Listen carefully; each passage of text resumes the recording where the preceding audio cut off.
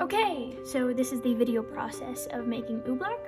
What you're going to get in your kit is a paper cup to put the oobleck in, a wooden stir stick, 2 different containers of cornstarch, which contain 2 tablespoons per container of cornstarch, a container of water, which has 2 tablespoons of water, and a tiny container with a little dollop of food coloring in it for the nice color. What you're going to want to do is you're going to pour one container of cornstarch into the paper cup. Next, you're going to want to put about half the water into the cornstarch. And then you're going to take your wooden spoon and simply stir it.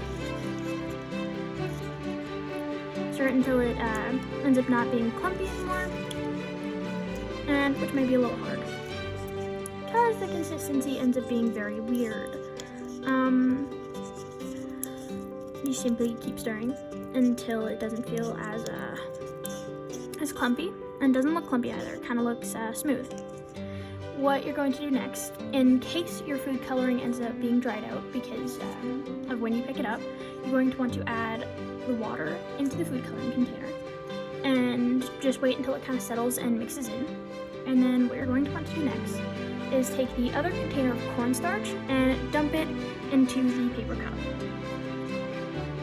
You're going to try and mix it a tiny bit with the water that's still in there and see if you can mix it around just a tiny bit.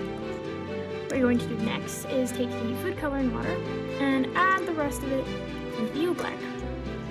And then you're going to try and mix it until everything is no longer clumpy and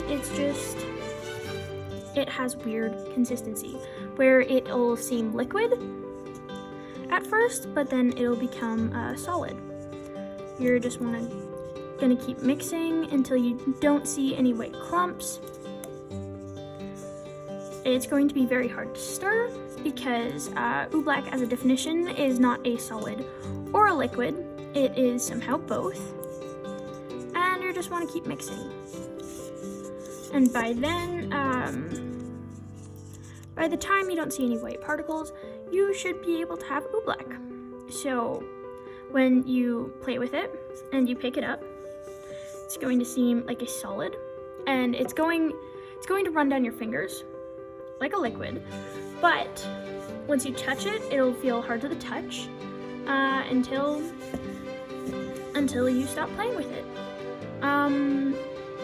This does dry out eventually, especially if you don't cover it properly.